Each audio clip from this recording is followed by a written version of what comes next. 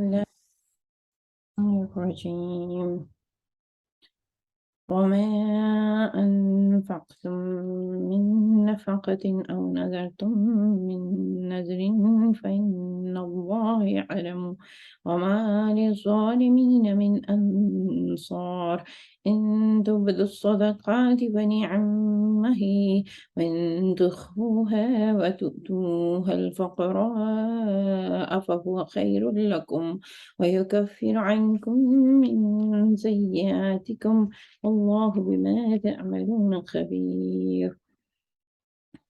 تم نے جو کچھ بھی خرچ کیا ہو اور جو نظر بھی مانی ہو، اللہ کو اس کا علم ہے اور ظالموں کا کوئی مددگار نہیں۔ اگر اپنے صدقات علانیہ دو تو یہ بھی اچھا ہے، لیکن اگر چھپا کر حاجت مندوں کو دو تو یہ تمہارے حق میں زیادہ بہتر ہے۔ تمہاری بہت سی برائیاں اس طرز عمل سے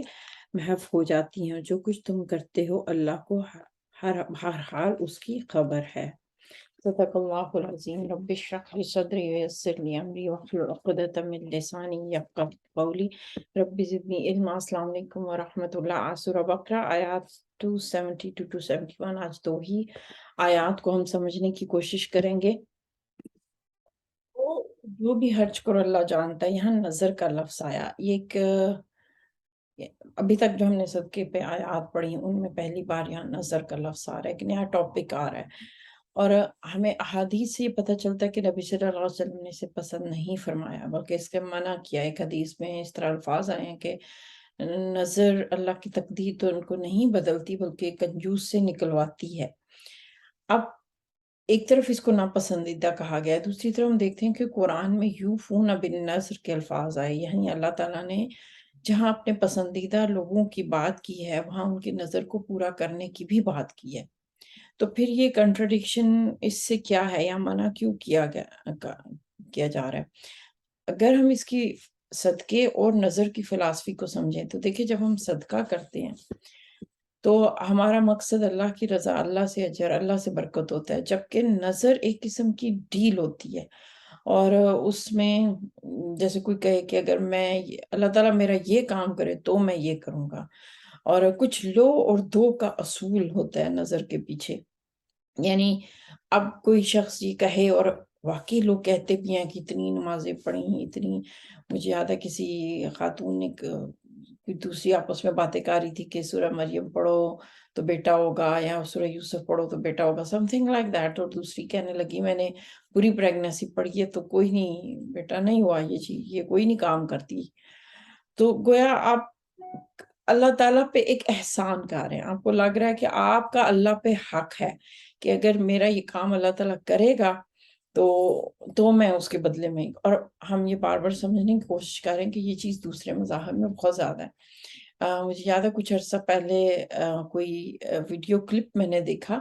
اوپرا ونفرے کافی مشہور شو ہے، تو اس کا کوئی میرا خیال ہے نیٹ فلکس پہ کلپ تھا جس میں ایک لیڈی کا انٹرویو دکھایا گیا، sorry I don't know about that lady, کوئی فیمس ہی تھی، تو اس کی کلپ میں وہ کہتی ہے کہ میں نے ایک دن گاڈ سے آئی اسپینڈ آن مائی نیز، میں گھٹنوں کے بل گری اور میں نے کہا گاڈ اگر تم مجھے میری پسند کا پارٹنر ملوا دینا تو میں ضرور چرچ جایا کروں گی۔ تو یہ کانسیپٹ کہ اللہ سے بزنس کرنا، لو اور دو کرنا، یہ ہمارے دین میں نہیں ہے۔ کیوں؟ کیونکہ وہ رب ہے اور ہم عبد ہیں، میں اور آپ عبد ہیں، اس کے غلام ہیں۔ وہ جو دے اس کو ہم انعام کہتے ہیں۔ ہم دیکھیں، ہم کہتے ہیں نا کہ الحمدللہ رب العالمین، ہم اس کی تعریف کرتے ہیں، اس کا شکر ادا کرتے ہیں کیونکہ وہ ہمیں انعام دیتا ہے، تنہا نہیں دیتا۔ تنہا پہ آپ کا حق ہوتا ہے، ملازمت میں تنہا آپ کا حق ہوتی ہے نا، تو کوئی بندہ جو تنہا دار ملازم ہوتا ہے اس کو جا کے نہیں کہتا کہ وہ مالک سے نہیں کہتا کہ بھئی تم نے تنہا دے کر مجھ پہ احسان کیا ہے، یا مالک وہ اپنے وقت کے پیسے لیتا ہے۔ تو اللہ سے آپ ایسی ڈیلنگ نہیں کر سکتے، غلام کا کوئی حق نہیں ہوتا نا، اور اللہ تعالیٰ کو چونکہ پتا ہوتا ہے کہ ہمارے حق میں کیا بہتر ہے یا کیا نہیں بہتر ہے۔ جیسے حضرت یوسف کا جو قصہ ہے وہ قرآن نے ہمارے سامنے رکھا ہی اسی لیے کہ اس میں ہم سمجھتے ہیں کہ ایک بچے کی گمشدگی سے کیا تھا، لاکھوں بچوں کی زندگیاں بچانا مطلب مقصود تھا۔ کیا ہوتا ہے کبھی کبھار آپ کی خیر اس مشکل میں ہوتی ہے یا آپ کے ذریعے دوسروں کو خیر ملنے والی ہوتی ہے، تو اللہ ہی بہتر جانتا ہے کہ کس کو کس حال میں رکھنا ہے۔ تو نظر کا سوال ایک تو جیسے کہا کہ پھر یہ کیوں اس سے منع کیا گیا، اور دیکھیے صدقہ میں یہ نہیں ہے، لیکن وہ نظر یعنی منع کرنے کی فلسفی یہ ہوئی نا کہ آپ ڈیل نہ کریں، لیکن وہ نظر جس کے پیچھے یہ نیت نہ ہو یعنی بدلہ نہ ہو، پھر وہ صحیح ہے، وہ جائز ہے۔ مثال کے طور پہ کوئی شخص سگریٹ پیتا ہے اور وہ اپنی امپروومنٹ کے لیے کہے کہ میں جو ہوں وہ اب سگریٹ چھوڑنے کا وعدہ کرتا ہوں، یا کوئی اپنے نفس کے تزکیے کے لیے اپنی مزید سیلف ڈیولپمنٹ کے لیے کچھ چیزیں خود پہ لازم کر لے، تو نظر ہوتی ہی یہ ہے کہ خود پہ کسی ایسی چیز کو لازم کر لینا، فرض کر لینا جس کو اللہ نے لازم نہیں کیا۔ تو اب دیکھیں جو کنجوس نظر مان رہا ہے وہ تو اپنے مطلب کے لیے کر رہا ہے کہ اللہ تعالیٰ جو ہے وہ دے، لیکن نظر کے پیچھے اگر وہ اچھی نیت سے کی جائے، مثلاً کوئی کہے کہ میرا یہ کام ہوتا ہے تو میں عمرہ پہ جاؤں گا، ہاں فرضوں کے معاملے میں نظریں نہیں مانی جا سکتی، مثلا کوئی کہے کہ میرا یہ کام ہو تو ہی میں 5 نمازیں پڑھوں گی، تو میں رمضان کے روزے رکھوں گی، فرضوں کے معاملے میں نظر نہیں مانی جا سکتی۔ ہاں جو اس سے ایکسٹرا ہے، کوئی کہے کہ میں غصے کو کنٹرول کروں گی یا میں اپنے صحت کے حوالے سے زیادہ محتاط کروں گی، تو یہ ساری چیزیں جسے ہمارے ہاں اس کو منت ماننا بھی کہتے ہیں، یہ اس حد تک جائز ہے۔ ہاں اوائڈ کرنا چاہیے ٹو بی آنیسٹ، کیونکہ اللہ تعالیٰ نے جو چیز ہم پر لازم نہیں کی، جب اللہ نے وہ بوجھ نہیں ڈالے تو خود پر بوجھ نہیں ڈالنی چاہیے گی۔ مثلاً کوئی ایسی باتیں خود پہ لازم کر لیں کہ بھئی میں کبھی غصہ نہیں کروں گی، یا میں روزانہ اتنے سپارے پڑھ لیا کروں گی، اور دیکھیں ایک وقت آئے گا کہ پھر آپ کے لیے وہ عمل مشکل ہو سکتا ہے، تو جب اللہ نے نہیں ڈالا تو آپ کیوں ڈالتے ہیں؟ دیکھیں نظر اور منطق کی نا پاکستان میں ہمارے کلچر میں ایک انڈسٹری بن چکی ہے، لوگ اس چیز کو استعمال کرتے ہیں، عربوں میں بھی یہ تھا، ہمارے اندر بھی ہے کہ اللہ کی بجائے انسانوں کے پاس جا کے منتیں مانگتے ہیں، پھر انسانوں سے لے کے کوئی بازو پہ باندھتا ہے، کوئی گلے پہ باندھتا ہے، یہاں تک وہ تعویذ اور دھاگوں کا ہوتا ہے کہ یہ ماننے کے بجائے کہ زندگی اور موت اللہ کے ہاتھ میں ہے، ان کا ایمان یہ ہوتا ہے کہ اگر ہم یہ اتارا تو ہمارے بیٹے کی موت ہو جائے گی، گویا نعوذ باللہ یہ شرک تک معاملہ چلا جاتا ہے۔ اب دیکھیں یہاں پہ اللہ تعالیٰ کہہ رہے ہیں نا کہ وہ جانتا ہے جو بھی تم خرچ کرتے ہو، جو بھی تم نظر مانتے ہو، اللہ تعالیٰ جانتا ہے۔ اس میں ایک قسم کی وارننگ بھی ہے کہ دیکھو تم منت مان لو گے، پھر تمہارے پاس کوئی ریمائنڈر تو آئے گا نہیں، اللہ کے ہاں تو وہ لکھا جائے گا، اللہ کو تو وہ یاد رہے گا لیکن ہو سکتا ہے تم بھول جاؤ، تو ایک قسم کی وارننگ دی جا رہی ہے، اس میں امید کا پہلو رکھا جا رہا ہے اور خوف کا بھی، دونوں چیزیں ہیں، ساتھ قدردانی کا بھی پہلو ہے کہ بھئی اللہ کو پتہ ہے جو تمہاری ایفرٹس ہیں، دونوں کا معاملہ ہے۔ ہاں یہ کہ جو بھی دینا ہے تقوی سے دینا ہے، کیونکہ تقوی ہی جس طریقے سے دیا وہ چیز میٹر کرتی ہے، کیسے دیا وہ میٹر کرتی ہے، اور ظاہر ہے اللہ تعالیٰ اسے جانتا ہے۔ اب ہو کا اشارہ آیا، اسے جانتا ہے، اس سے مراد علماء کے مطابق وہ صدقہ اور نظر بھی ہو سکتی ہے لیکن نیت بھی مراد ہو سکتی ہے، تو گویا جو بھی تو میرا عربی میں یہ ہم دیکھتے ہیں کہ ایک چیز اسم شروع میں آتا ہے اور بعد میں بار بار خو یا ہاں کر کے اس کی طرف اشارہ کیا جاتا ہے۔ اب عربوں میں بہت زیادہ رواج تھا نظر ماننے کا، کہ بھئی جیسے یہ کام ہو جائے تو اتنے ہم اونٹ کریں گے، لیکن بعض اوقات وہ غلط چیزوں کو بھی نیت کر کیا کرتے تھے کہ فلانے کو مار دوں گا اگر اس نے یہ نہ کیا اور وہ نہ کیا، تو ظاہر ہے جب غلط کام کی نیت کی جائے گی یا کسی ایسی چیز کو اپنے اوپر حرام کر لینا جو اللہ نے نہیں کی، تو اس کے لیے پھر کفارہ دینا ہوتا ہے، قسم کو نہ پورے کرنے کا، وعدہ پورا نہ کرنے کا، تو اللہ ہاں غلط چیز کو آپ پورا نہیں کریں گے، کیونکہ اللہ تعالیٰ کہہ رہا ہے نا کہ وَمَا لِلظَّالِمِينَ مِنْ أَنصَارٍ، کہ اللہ تعالیٰ ظالموں کی مدد نہیں کرتا۔ اب اگلی آیت میں نا ایک بہت ہی خوبصورت بات جو ہماری زندگی کو آسان کر دیتی ہے کہ صدقہ کرنے کا طریقہ ہے کہ آپ علانیہ بھی دے سکتے ہیں، پبلک میں اناؤنس کر لیں، یا پھر آپ چھپ کر دیں، دونوں صورتیں جائز ہیں۔ یہ بات ہمیں اس لیے سمجھنی ہے کہ جس چیز کو ہمارے دین نے جائز کہا ہے، پتہ نہیں کیا وجہ ہے کہ جب ہمارے ہاں کبھی کسی بھی چیریٹی کی ایڈورٹائز کی جاتی ہے تو اس کے پیچھے ہم ہر کوئی جج بن جاتا ہے، دیکھا یہ تو شو آف کے لیے کر رہا ہے، یہ تو اپنی بس پبلسٹی کے لیے کر رہا ہے۔ مجھے یاد ہے کہ کوئی بات چل رہی تھی، کسی شخص نے ناشتے کا دسترخوان کھولا پبلک میں، کسی بازار میں، پاکستان میں، کہ سارے لوگ یہاں جو بھی آئے آ کے ناشتہ کر سکتا ہے۔ تو کسی نے کمنٹ کیا کہ اس کا اصل مقصد یہ ہے کہ اس کی جو پلازا ہے وہ فیمس ہو جائے۔ اب نیت کس کی کیا ہے ہمارے پاس جاننے کا کوئی ذریعہ نہیں ہے۔ جب اللہ تعالیٰ کا علانیہ دینے کو، سب کے سامنے دینے کو جائز کہہ رہا ہے، ہم کون ہوتے ہیں پھر اس چیز کو کرٹیسائز کرنے والے؟ جیسے بہت ساری تنظیمیں ہیں، وہ جب کوئی کام کرتی ہیں، جیسے میرے ذہن میں حکمت کا نام آ رہا ہے کہ وہ اکثر اپنے پوسٹرز لگاتی ہیں یا اپنی ویڈیوز بناتی ہیں یا پبلسٹی کرتی ہیں، تو ہم اس پہ یہ نہیں کہہ سکتے کہ بھئی یہ صرف شو آف کے لیے کر رہے ہیں یا ان کے پیچھے جو ہے یہ اور یہ، کیونکہ یہ ہماری پوزیشن ہی نہیں ہے۔ جو جس نیت سے کر رہا ہے اس کو اللہ پہ چھوڑ دیں، کوئی اچھا کام کر رہا ہے اس کو اپریشیشن ملنی چاہیے، اس کو اپریشیٹ کریں۔ اب جو کہ قرآن اس کو جائز قرار دے رہا ہے تو اس کے بعد تو گنجائش ہی ختم ہو گئی۔ ہاں، اس کو کہا گیا کہ اخفا، چھپا کے دینا افضل ہے۔ اب دیکھیں یہاں پہ کچھ باتیں سمجھنے کی، پہلی چیز تو یہ کہ کچھ جگہ، کچھ موقع ایسے ہوتے ہیں کہ جہاں پہ اعلانیہ دینا ہی اصل میں زیادہ بہتر ہوتا ہے۔ آپ نے بچپن میں شاید کہانی سنی ہو، بارش کا پہلا قطرہ۔ پہلا قدم اٹھانا، فرض کیجیے کہ ایک اپیل ہوتی ہے، تو کیا ہوتا ہے کہ پبلک میں نا اتنا آسان نہیں ہوتا، جیسے ہم میں سے میجورٹی، میں تو چونکہ بہنوں کو سکھاتی ہوں تو وہ اکثر کہتی ہوتی ہیں کہ آپ ہمیں نا آپ الگ سے سکھا دیا کریں، آپ جب گروپ میں ہمیں سکھاتی ہیں، پڑھاتی ہیں نا، تو وہ نہیں ہم سے وہاں نہ پوچھا کریں، پبلک میں نہیں ہم سے بات کرنی ہوتی۔ یہ مجھے نا، یعنی اگر میں 20 بہنوں کو پڑھایا نا تو اس میں سے 19 بہنیں یہی بات کرتی ہیں کہ ہم سے آپ نے پبلک میں سوال نہیں کرنا، 1 to 1 میں ہم ٹھیک ہے۔ تو دیکھیں آسان نہیں ہوتا، یہ سب کے ساتھ ایسا ہی ہے، اگر آپ کے ساتھ بھی ایسا ہے تو it's very common, very normal. آپ گروپ میں ایک دم سے اٹھ کے آپ میں جھجک ہوتی ہے، لیکن فرض کیجئے کہ کوئی اپیل کر رہا ہے اور ایسے میں کوئی ہاتھ کھڑا کر کے کہتا ہے کہ بھئی میں اتنا دوں گا، اس کا فائدہ کیا ہوگا کہ جو ارد گرد کے لوگ ہیں ان کو ہمت اور حوصلہ ملے گا۔ فرض کیجئے کہ پھر دوسرا بھی کھڑا ہوا، پھر تیسرا ہوا، پھر جب سارے کھڑے ہوئے نا تو پھر آپ کے اندر وہ اس طرح جھجک نہیں رہتی۔ تو کچھ جگہوں پہ تو بہت ضروری ہے کہ آپ بارش کا پہلا قطرہ بنے۔ مجھے یاد ہے کہ ایک دفعہ ہم نے کوئی ورکشاپ اٹینڈ کی، تو ایسے ہی چل رہا تھا، تو انہوں نے ایک دم سے ورکشاپ کے دوران ایک اناؤنسمنٹ کی کہ ایک مشکل سوال ہے، آپ میں سے کوئی اگر یہاں آ کے جواب دے،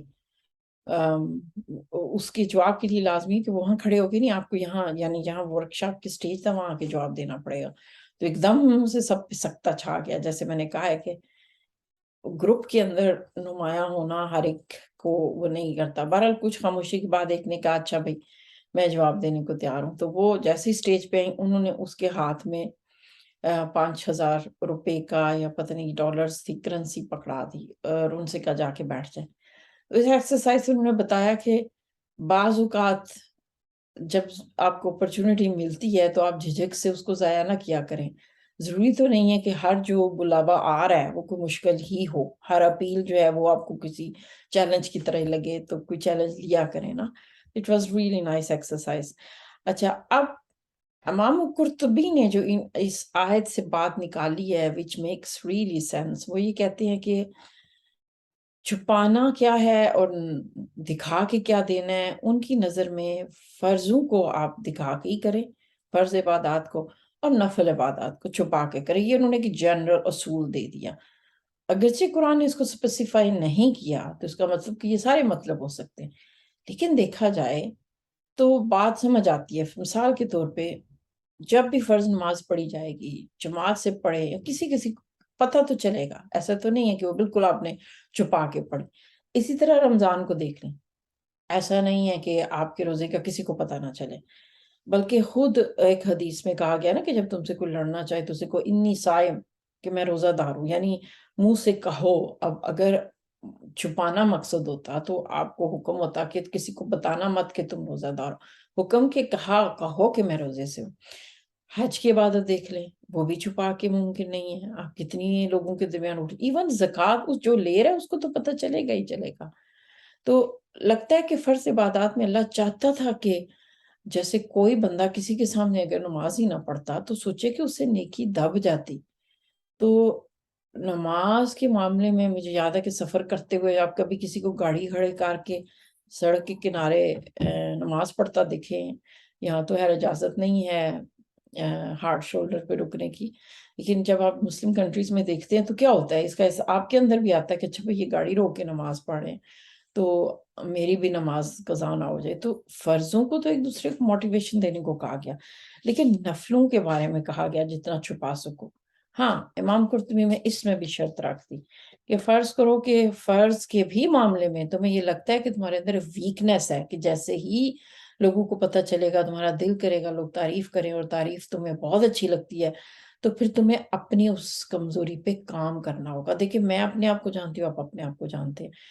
آپ کو یہ دیکھنا ہے ہر بندے کا معاملہ مختلف ہے کہ ہماری یہاں پہ نیت ہے، اور نیت پہ کام کرنا یہ بالکل ہمارے اختیار میں ہے. تو اب دونوں چیزیں ہیں، اخفاء کا بھی ذکر آیا، پبلک والی جگہ کا بھی آیا، اور جہاں پہ اخفاء کا ذکر آیا وہاں پہ یہ نہیں کہا کہ یعنی آیت کے الفاظ ہے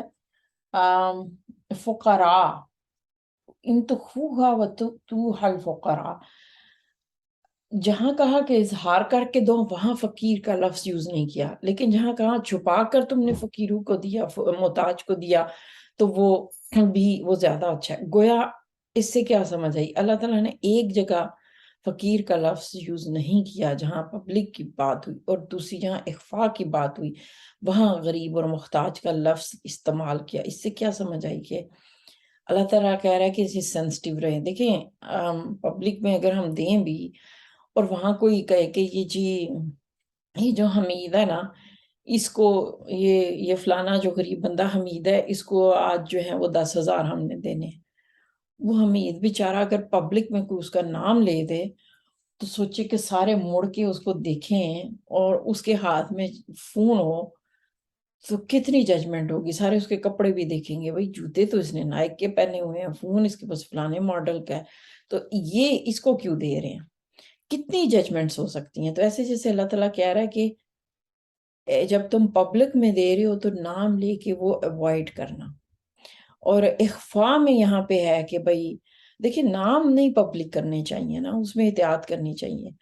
کیونکہ اس سے اگلا ڈیگریڈ محسوس کرتا ہے. ہاں جو لے رہا ہے اسلام میں پسندیدہ ہے کہ وہ شکریہ ادا کرے، دینے والے کا احسان مانے، اس کے لیے دعائیہ الفاظ کہے، کم از کم اس کے لیے اچھے الفاظ بول دے. دیکھیں دونوں چیزیں ہمیں سیرت میں ملتی ہیں. مثلا اگر ہمیشہ چھپا کے صدقہ کیا جاتا، ہمیں کیسے پتہ چلتا کہ حضرت عمر نے اپنے آدھے گھر کا سامان دیا، حضرت ابو بکر نے پورے گھر کا دیا. اب ہوا یہ تھا کہ جب مہاجرین پہنچے تھے مدینہ میں تو ان کی جو اپیل ہے وہ پبلک میں ہوئی تھی، سب کو پتہ چلا تھا اس کو اس کا ساتھی بنایا گیا اور لوگوں نے دیکھا تھا. لیکن وہاں پھر بھی کچھ ایسے لوگ تھے جو پبلک میں سامنے آنے سے جھجک رہے تھے، وہ سامنے نہیں آئے تھے، اور ان کے لیے بھی کہا گیا کہ تم نے ان کو تک بھی پہنچنا ہے. اس سے کیا پتہ چلا کہ اسلام مسلمانوں سے ایکسپیکٹ کیا اللہ تعالیٰ نے کہ ان کو اپنی کمیونٹی کی خبر ہو. وہ آپ کا پڑوسی اگر بھوکا سو رہا ہے تو اس میں آپ کا بھی قصور ہے. تو ہمارا دین ایک دوسرے کو جان پہچان، ایک حدیث کے مطابق سلام کرو جسے جانتے ہوئے نہیں، اور کھانے کھلاؤ، اس کو پسند کیا گیا. تو اس لیے مسجدوں میں ملنا اور ایک دوسرے کی خبر گیری رکھنا یہ بہت ضروری ہے. آخر پہ کہا کہ یہ صدقہ تمہارے ہی گناہوں کو مٹائے گا، اور اللہ بہتر جانتا ہے کہ تم کس لیول پہ جا کے صدقہ کرو تو تم زیادہ پیوریفائی ہوگے، اور مزید کتنا صدقہ کرنا باقی ہے، اور تمہیں مزید کتنی کوشش کرنی ہے، یہ سب اللہ جانتا ہے. اور یہ صرف اللہ اور بندے ہی کا تعلق ہے، صرف وہی جانتا ہے. اللہ بما تعملون خبیر. اللہ تعالیٰ ہماری نیتوں کو میں اخلاص پیدا کرے، اور ہمارے صدقوں کو ایک قبول کرے، ہاں وہ ہم پبلک میں دیں یا چھپا کر دیں۔ اللہم اجعل القرآن ربیع قلبی و نور صدری و جلا حزنی و ذہاب ہمی و غمی۔ السلام علیکم ورحمۃ اللہ۔